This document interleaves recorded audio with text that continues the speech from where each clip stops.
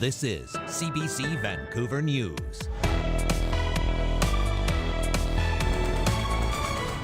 There's a new tax in place in BC. You'll need to pay up if you choose to buy and sell a home in this province within 2 years. Now, the goal here is to prevent investors from flipping homes for quick cash. But as Michelle Gassoub reports, some predict the home flipping tax could have the opposite effect. It's a new year, and there's a new tax on people looking to flip homes. If you buy a residential property, in most cases, if you sell it in less than 2 years, you owe a tax. And that tax is 20% after a year, and it tapers down to 0 after 2 years. That 20% applies to the profits, whether or not you're living in the home or renting it out. The goal? Dissuade investors from using real estate to make quick cash. Hopefully, the beneficiary is everybody who is not an investor and is just buying a house to live in, and they see somewhat lower prices as a result of getting rid of some demand for housing. The province estimates around 4,000 homes in BC will be subject to the tax. You're exempt in the case of a divorce or if you lose your job. Not everyone in the industry agrees it will work to bring prices down. I think a lot of the sellers are going to fear the tax implications, and they will probably hold the property for over 2 years. And this would boost the number of rental properties as owners don't want to sell, don't want to pay that 20% tax. A similar tax already exists on the federal level. So if you're flipping in BC, you'll be taxed twice. You'll be subject to both the provincial and federal taxes. In addition, I think, to capital gains tax if it's an investment property. So this isn't behavior that was untaxed before. It's just more tax. More measures implemented by the province to try and get BC's housing market under control heading into 2025. Michelle Gassoub, CBC News, Vancouver. Well, if you were looking for a grand celebration, you might have noticed Vancouver didn't host an official New Year's Eve festival and fireworks show this week, unlike others across Canada, including Calgary, Toronto, and Montreal. Well, city officials here say they're in need of corporate sponsors to bring the festivities back. As John Hernandez reports, there's at least one on board. It used to be a city staple, fireworks and an outdoor party at Vancouver's Jack Pool Plaza to ring in the new year. But those days are long gone. We haven't had another organization step up yet. City Councillor Sarah Kirby-Young says New Year's celebrations are community-run. In years past, festivals were led by a nonprofit that secured corporate sponsorships. The COVID-19 pandemic put celebrations on ice for a few years. Organizers then struggled to secure the cash to bring celebrations back in 2023 and have said little publicly since. The city is ready, willing, and able if there is a group that would like to come forward and is interested in putting on something at New Year's. We would love to have those conversations. Concord Pacific, a longtime sponsor, told CBC News it's still willing to cover part of the budget. The city says it would help too. We're working to make it easier, streamline it, trying to offset the policing costs by contributing to those to reduce the costs for organizers. An effort many Vancouverites could get behind. I remember when I used to go to that to see the fireworks, and it was awesome. They have it at summer with the big fireworks situation. I feel like we're good at celebrating stuff, so why not? Despite no display, business leaders say there was still a strong showing at bars and restaurants downtown on New Year's Eve. Just based on, sort of conversations, we've had a pretty good New Year's this year compared to last year. So I think that, people felt that it was probably one of the stronger ones we've seen in the last 3 years. But a big show might have meant an even bigger boost to the local economy. When we don't have the big events, you miss that whole market where families want something to do, take their kids, they can still go out for dinner, go to different sort of mid-range restaurants. It really helps that side of the market. Annual festivities that were never cheap, but always appreciated. John Hernandez, CBC News, Vancouver. Residents in the small Kootenay communities of Harrop, Proctor and Glade are bracing for a significant reduction in the service of the ferries that they rely on. The BC General Employers Union says strike action is expected to expand to those services on January 6th. Cable ferries are the only means for transport for more than 600 residents along the Kootenay River. Now, this comes after the Labour Relations Board ruled last week in favor of a motion to add the ferries to the ongoing inland ferry strike. None of us are really thrilled that this has all happened over the holiday period where you can't get access to anybody to even have a conversation about it. You know, there's been lots of emails and calls to government and, you know, ministers, et cetera, even the union itself. The message that you get is that they're out of the office until January 6th. Mediated negotiations resumed January 2nd and are expected to continue next week. An historical piece of Vancouver's skyline is coming down. The former Four Seasons Hotel is set to be demolished. The 25-story tower has sat empty since the hotel's closure, with the property owner, Cadillac Fairview, initially exploring options to renovate the building for another luxury hotel operator. The City of Vancouver confirmed to CBC News that a development permit application submitted by the property owner in 2022 for a major renovation of the building has been withdrawn. A new application was created in December for the building's deconstruction. And BC is currently dealing with an egg shortage, and the Egg Board says one of the reasons for it is avian flu. We've been dealing with this since 2022, and this fall's outbreak, which started in October, has just had a much bigger impact on laying hens than any other domestic bird. The board is asking people not to stockpile because eggs will still be available, just not all brands and sizes you might be used to seeing. Officials say supply is expected to return to normal in a few weeks. The Canadian Food Inspection Agency has issued a recall for 2 types of President's Choice salt products after they were found to contain pieces of plastic. The recall affects the 360-gram President's Choice Mediterranean sea salts and the 390-gram Himalayan pink rock salts found at Loblaw stores. Both have best before dates up to January 2026.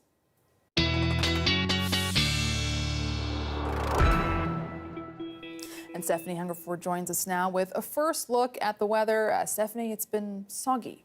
You know, it certainly has. And, you know, Baneet, we're right in the middle of 2 systems that are hitting the lower mainland, wet for Vancouver and the island, and snow for the interior. We're going to get a little bit of a break tomorrow morning, but not for very long. Another system comes in. We see more snow for the interior, more rain for the south coast. Snow for Whistler, and then Sunday, a little bit of a break in the evening, but you know what? That means a beautiful Monday for many of the places across the province. So tomorrow we've got daytime highs, pretty mild on the island, 8, 9, a little colder in the interior, but not too bad. And tonight and early tomorrow morning for Metro Vancouver. Evening, overnight, tomorrow rain, but then we just need to hang on for Monday when we get that pop of sun. All right, staying optimistic. All right, thank you. And invasive species experts are welcoming what they call good news. So for a very long fight against a very concerning pest, the Japanese beetle, Liam Britton has more. Okay, have a look up at this. You might have seen signs like this one across the lower mainland. They're part of a years-long effort to control the spread of invasive Japanese beetle. And this year, as 2024 comes to an end, authorities are celebrating what they say is great news in that fight. In 2018, the Canadian Food Inspection Agency's monitoring found over 8,200 Japanese beetles in the city of Vancouver. In 2024, not a single one. It's great news that we've seen that a huge reduction in beetles over that time. It's really nice to see that all the efforts with this response over the 7-8 year period has really paid off. In BC, Japanese beetle, aka Popilia japonica, was first discovered around False Creek in 2017. It's invasive, established in Ontario, Quebec, and the Maritimes, where it chews through valuable plants, blueberry crops, corn, maples, elms, 300 species in all, damaging or even killing them. So if Japanese beetle isn't controlled and allowed to establish in BC, it could provide severe damage to parks, trees, farms, turf, golf courses, horticulture, and agriculture industries. And Sawa adds, a cross-border agreement means farmers and tree growers in BC would need to meet expensive certification criteria to stop further spread.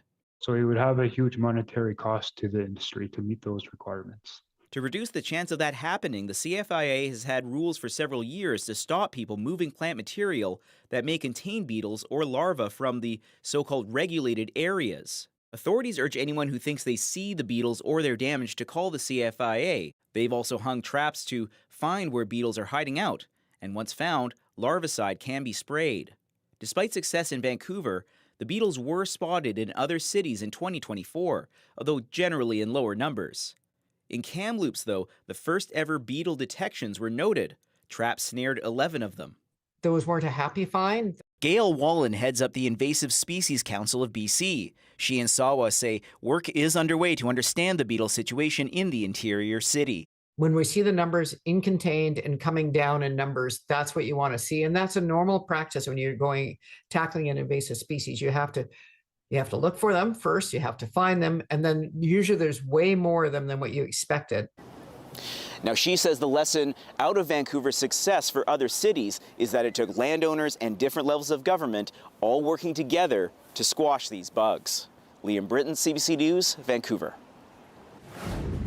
Going dry for January? Well, on top of that, a warning from America's top doctor about the links between alcohol and cancer. That's next.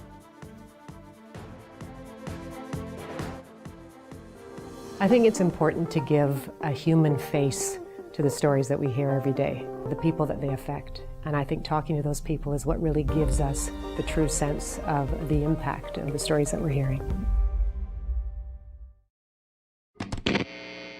This holiday season, give the gift of live local music. Road to the Junos tickets are available now. Head to cbc.ca/Junos and get yours before they're all gone.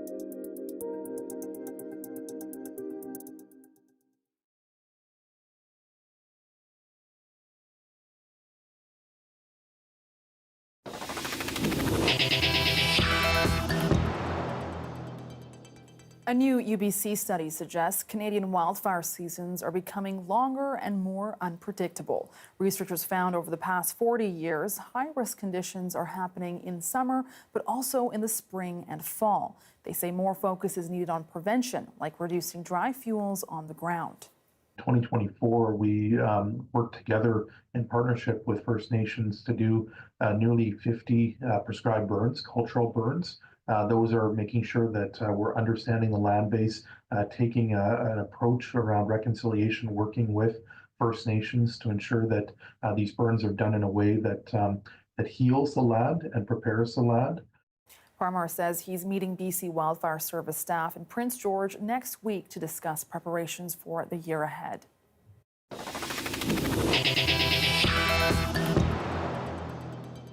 And after a perhaps very boozy holiday season, it might be time for a dry January with the goal of giving up alcohol for the month. But for some, it's a lifelong journey, like for writer and television producer Jordan Kachuk. He shared his sobriety journey in a Globe and Mail essay and spoke about his inspiration on the early edition this morning.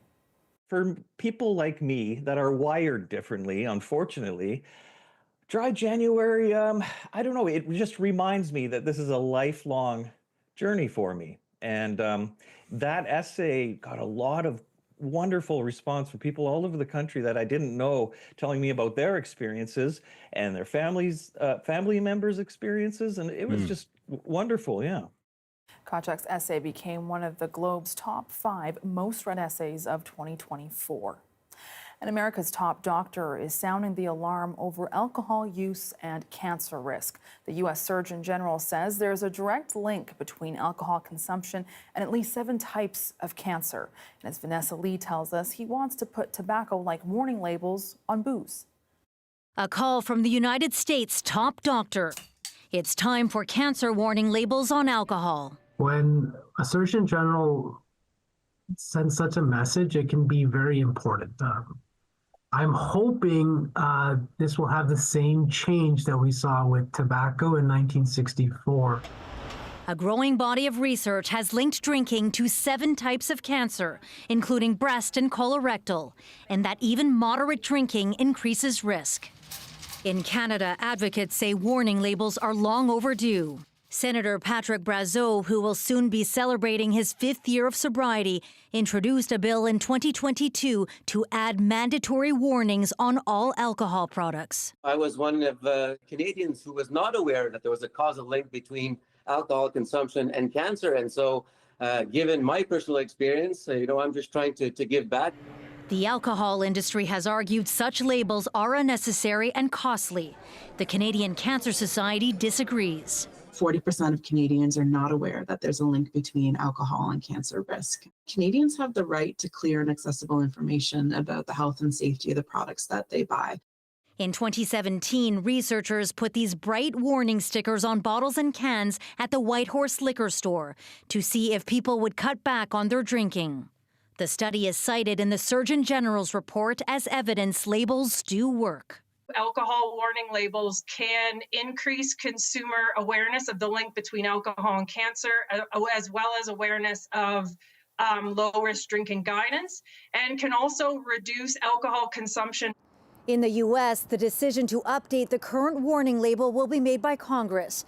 Here at home, Brazeau says a Senate committee will start studying his bill later this year. Vanessa Lee, CBC News, Montreal. And a wintry mix of snow and rain hitting the shores of Lake Osoyoos this afternoon. It might not be much on the ground, but up high on the mountain passes, it's a different story. Up next, a look at your weekend forecast.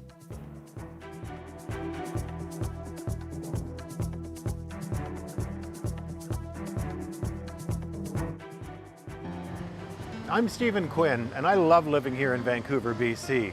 It's a city with world-renowned beauty, but it's not all sunshine and rainbows. In our new daily podcast, This is Vancouver, we're exploring the diverse range of issues and stories in the city, the good, the bad, and everything in between, as told by the people who live it every day. Don't miss This is Vancouver, available wherever you get your podcasts, and I'll talk to you soon.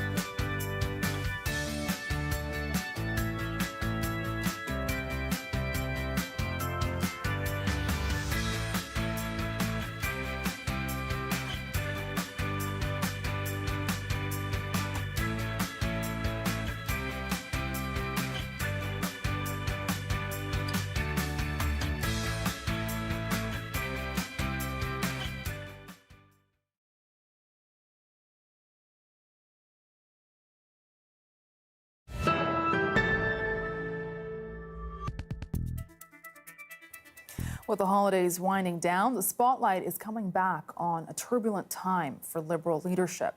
Justin Trudeau was said to be reflecting on his future after calls for him to resign. The CBC's Evan Dyer reports.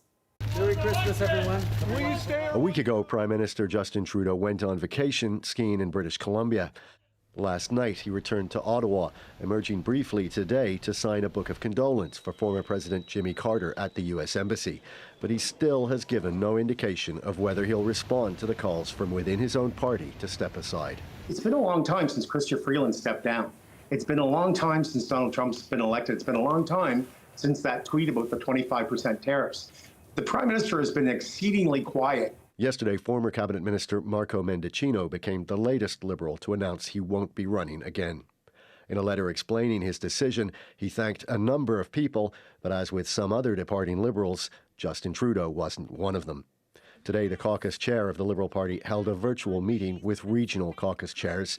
The Atlantic, Quebec and Ontario caucuses, which together represent the great majority of Liberal MPs, have already said they want Trudeau to go. Hopefully comes that it is a very respectful message to the leader that it is time for the party to be pragmatic and for him to step down. The caucus chairs, in my view, should provide some advice as how the best way forward.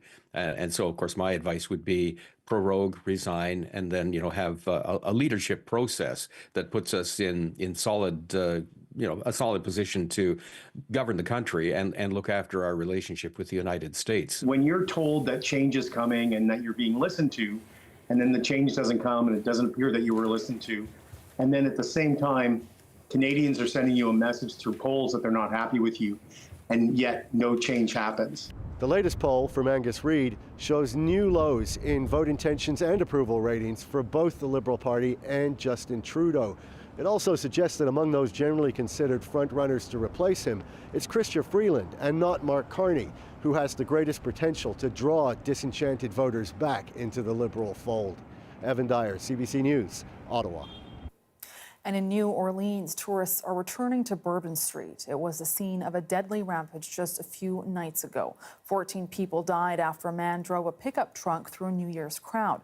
The FBI are now investigating it as an act of terrorism. Katie Nicholson brings the latest from the street.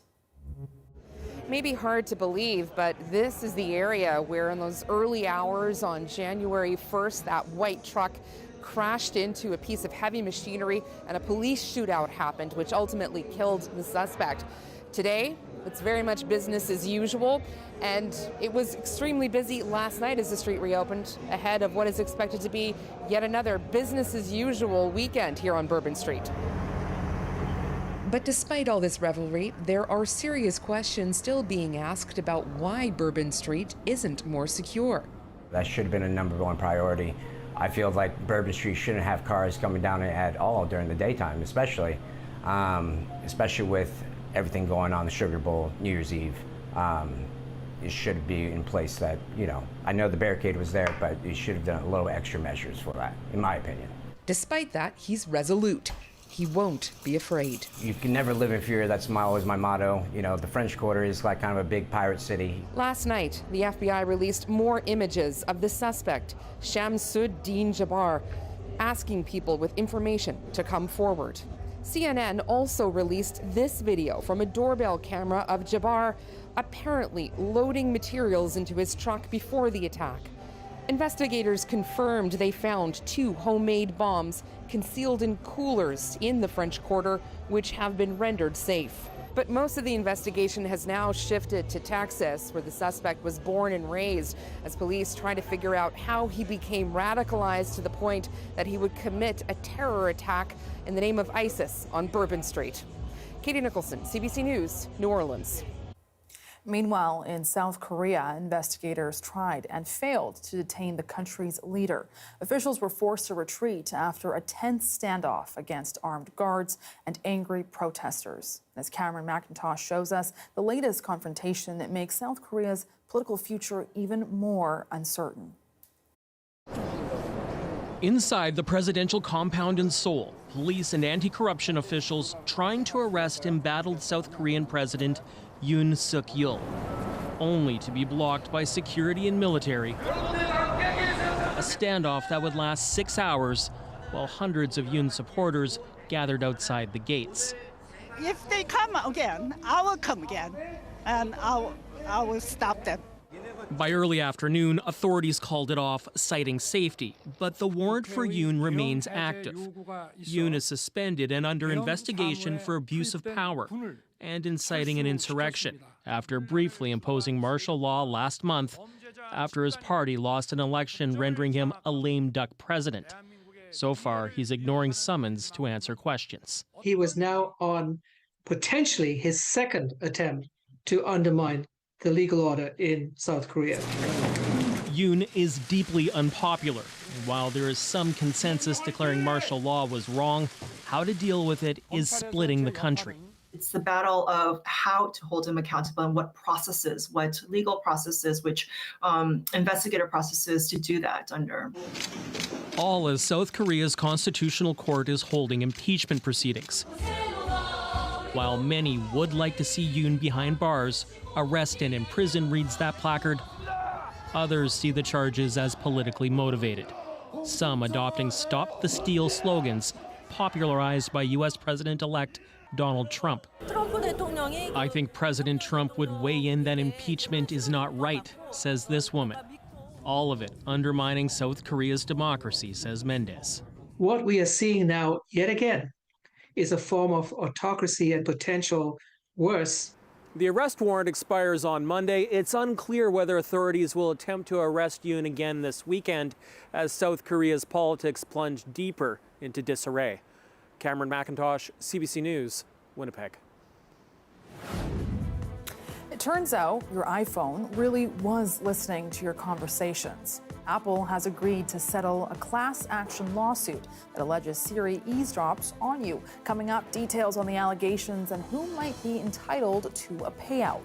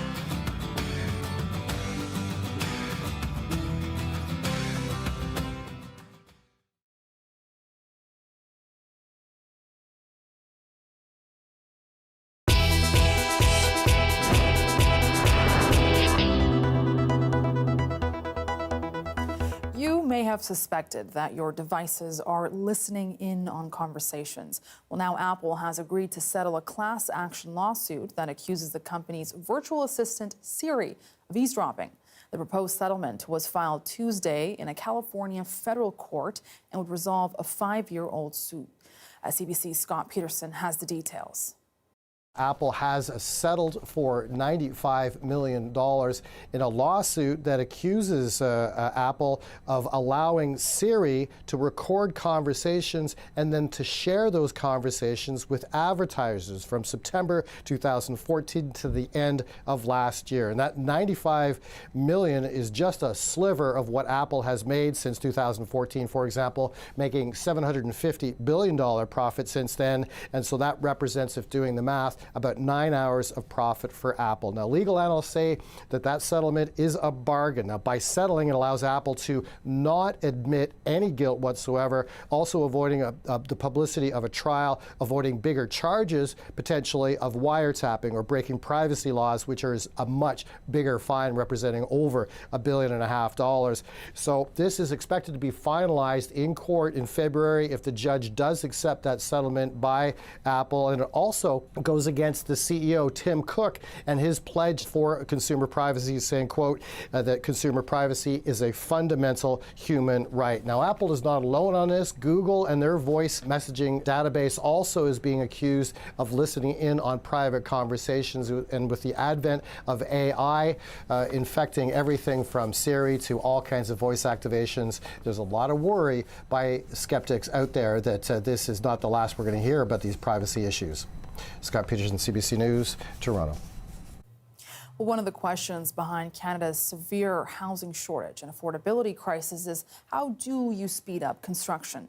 Well, some companies have a newer solution: robots and artificial intelligence. CBC's Anis Hidari shows us how they can cut building times even in half. They're now actually building a real home. In this Alberta warehouse, machines are assembling houses the same way they'd assemble a car. The same two robots are building all the 25 walls that are going into the same house. And you could see over there, we got 2 more robots. They're building all the floors of the same house. Promise Robotics is developing ways to build housing using commercial, mass-produced machinery, not custom. These robots basically are off the shelf. The company says its AI software means these robots can complete dozens of tasks. We actually don't expect ever builders to learn about robotics, machinery, manufacturing, and that's why we think there is a scalable play here, where you can now take it to many, many more builders and developers across US and Canada. This type of technology could speed up construction as Canada faces a housing crunch. It's not the only Canadian housing tech out there. Horizon Legacy develops technology that can pour concrete, a robot named Val. Val can lift 230 kilograms day in and day out, 24 hours a day, 7 days a week. So she's taking the manual labor intensive part, the backbreaking part. But while broader industry players say robotics can speed things up, the investments are expensive and housing can be unpredictable. The industry is built to withstand boom-bust nature of the housing market, and large overhead becomes more difficult to be nimble. The Home Builders Association points out regulations and zoning are also ways to speed up construction, not just robots. But back at Promise, they say their tech can cut house construction time in half. They're basically like a Legos, right? Like once you produce those, then you're able to put them together really fast. Brick by brick or gear by gear. Anis Hidari, CBC News, Edmonton.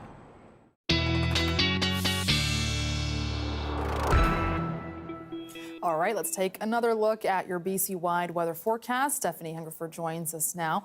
Well, it's been a damp end to the week. Are we sticking with the gray days, Stephanie? Yeah, a little bit. I mean, right now we're right in the middle of one of the systems that's coming our way. We actually just got word that the Sea to Sky Highway between Squamish and Whistler is quite treacherous. A couple of accidents there and stalls.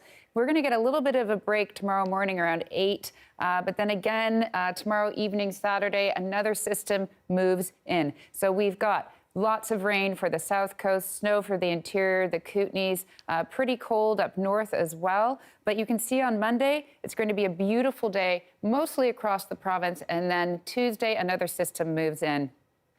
Then we've got, we're just going to move into the south coast here. You can see the precipitation looking, you know, not so great this weekend, but really, really beautiful for Monday.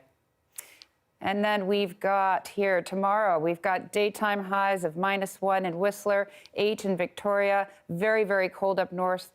Fort Nelson, we're going to have a wind chill of -41 tonight and -38 tomorrow. For the 5-day forecast in Metro Vancouver, Saturday, Sunday rain. Look at that beautiful sun for Monday, but then we go back to rain on Tuesday, unfortunately. So everyone get outside for Monday. That's when it's going to be really beautiful. I mean, it feels like a good time to hit the slopes, go skiing. Exactly. And I know you keep saying wait for Monday, so plan ahead, people. 2 days in a row, I've said that now. There you go. All right, thanks so much, Stephanie. And a bartender for over 20 years, Jason Brown took inspiration from high-end ice delivery services in Japan and thriving cocktail scenes from around the world to start Kodama Ice Company in Vancouver.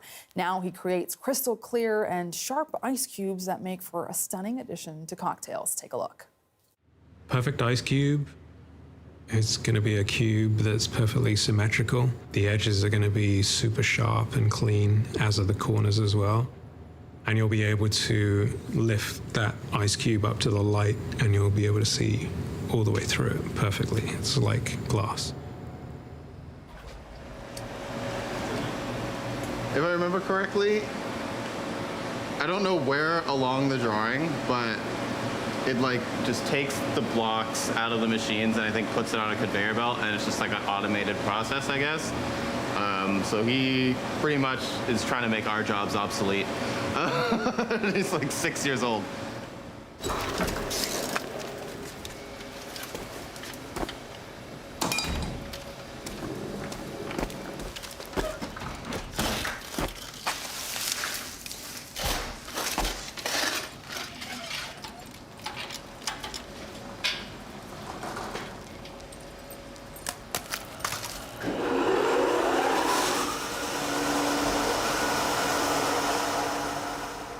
It's easy to think of what we do as just frozen water, and critics will just be like, why would you pay $1 or more for an ice cube?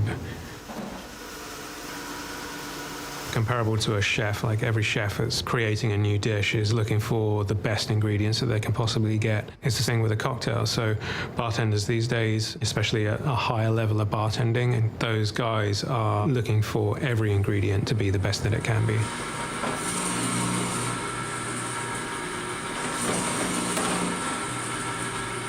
We make thousands and thousands of cubes every single week, and we visually inspect every single cube. And if it doesn't make the cut, then it's binned.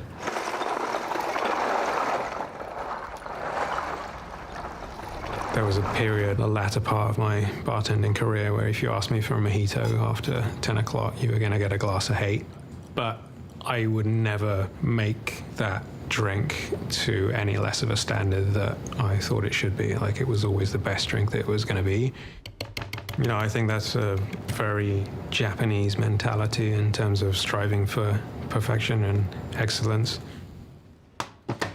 I'm half Japanese.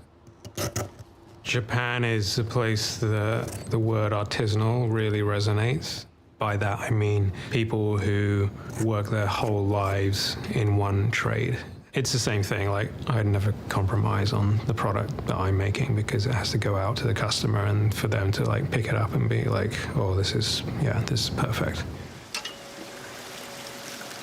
Yeah, so the pump is constantly circulating the water, and that means that there's no chance for air bubbles to sit or stay. That's basically how we get the clear ice. And it freezes from the bottom up as well, so just one direction. Basically every city that you go to that has a decent cocktail scene around the world has an ice company that's providing ice to that level of standard and that level of service. At the time, there wasn't really anyone in Vancouver doing that. I knew that it was something that needed to happen for us to raise the standard and raise the bar of the level of cocktails and beverages that we were churning out. That's when I started Kodama. I love being on the saw and just cutting cubes. It's very therapeutic and almost meditational. There's also like a joy in the whole craftsmanship of doing it. We have to be very quick about what we're doing. We have to be very careful that we don't lose ice because of the temperature variance. We've had blocks that we pulled out and they've just shattered. Bartenders really have to think about when they're creating a cocktail, the most important thing is balance. And by having a stable ice cube that goes in there, you'll be able to keep that balance in your cocktail for longer. Whereas if you have something that's going to melt very, very quickly, at the end of the drink, it's going to be watery and diluted and out of balance. You'll just see the corners and the edges of the ice cube just disappear. And so the perfect ice cube inside your glass, you won't actually be able to see it. I think trying to reach perfection is something that people with a passion always strive for. The Japanese are aware that perfection is not always attainable. Because it's not always attainable and you're trying to reach it, it means that you always keep trying to get better and better. Still to come, a look at a new hospital program in Victoria getting seniors outside on 3 wheels. More on that next.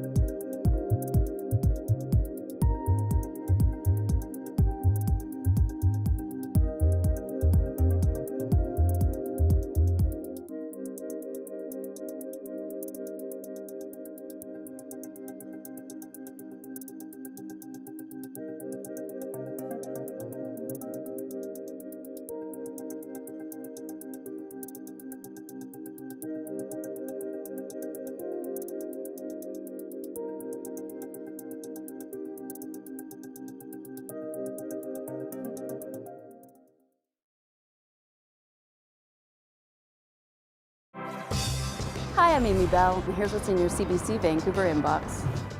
CBC is a proud partner of the UBC Lunar New Year celebration on January 16th.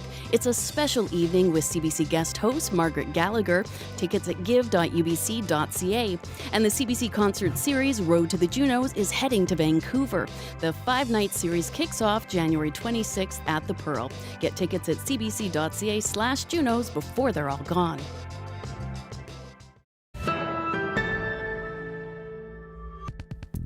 Nordic spas are popping up across Canada, and some companies are looking to cash in on the growing trend.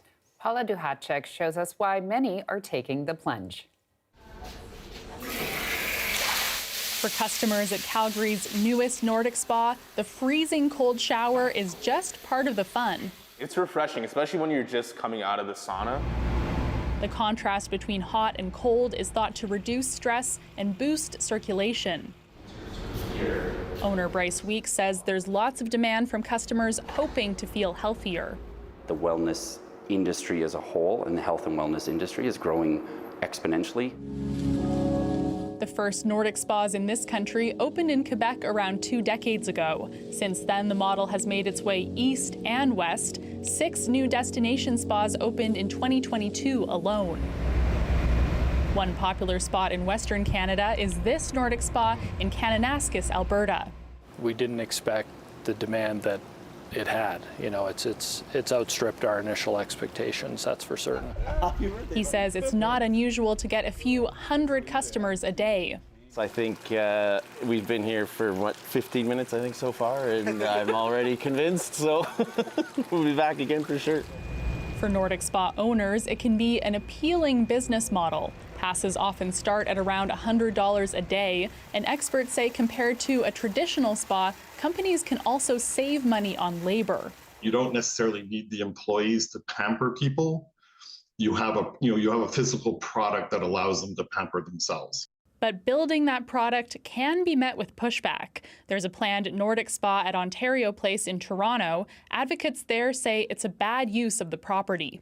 We have crunched the financial numbers and feel extremely skeptical that this sort of a business model is going to survive a 95-year lease.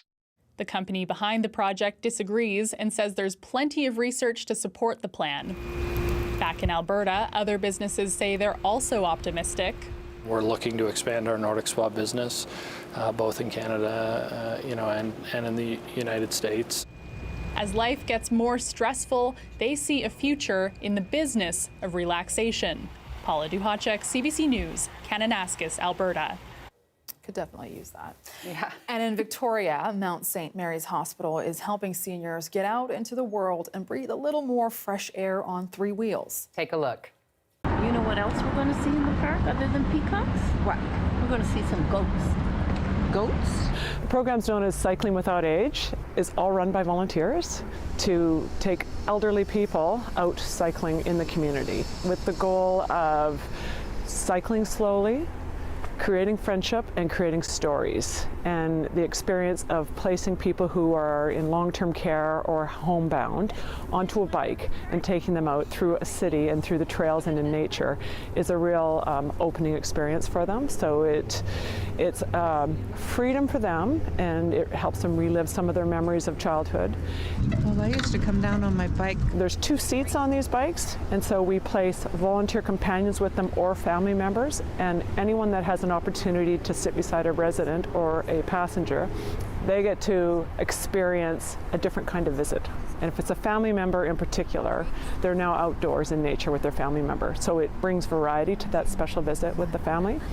They get out and you can just feel this sense of energy coming into their body, engagement with new people. Being in the park and being by the ocean, you can just see them light up. There's no other way to describe it. It's a remarkable transformation, and they come in energized. We call it the Trishaw, so the Trishaw for 3, the pilot, companion, and the resident. So it's electric assist, so the pedaling is easy. We can handle the hills and any of the terrain that's there. It's designed to be very comfortable for the passengers on the front, and at the same time being easy to maneuver. I would say Beacon Hill Park is probably the biggest favorite, just more in nature and so on. For me, it's, a way of giving back to the community. I enjoy doing that too.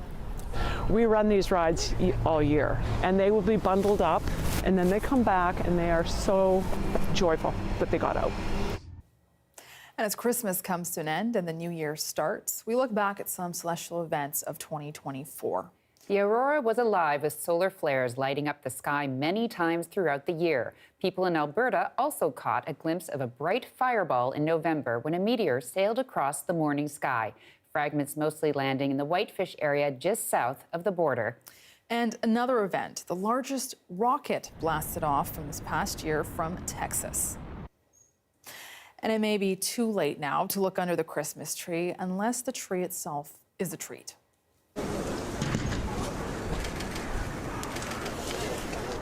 Zoos in Germany have a different tradition after the holidays, putting Christmas trees on the menu.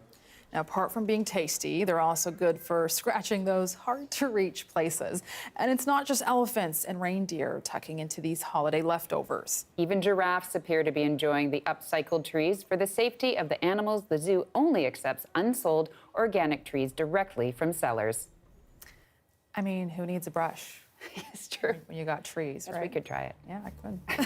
All right. Thanks for being with us tonight on CBC Vancouver News at 6. You can watch this newscast on CBC Gem, our free app, as well as on YouTube and our website, cbc.ca/BC. We'll have your next local news at 11 o'clock right after the National. Good night.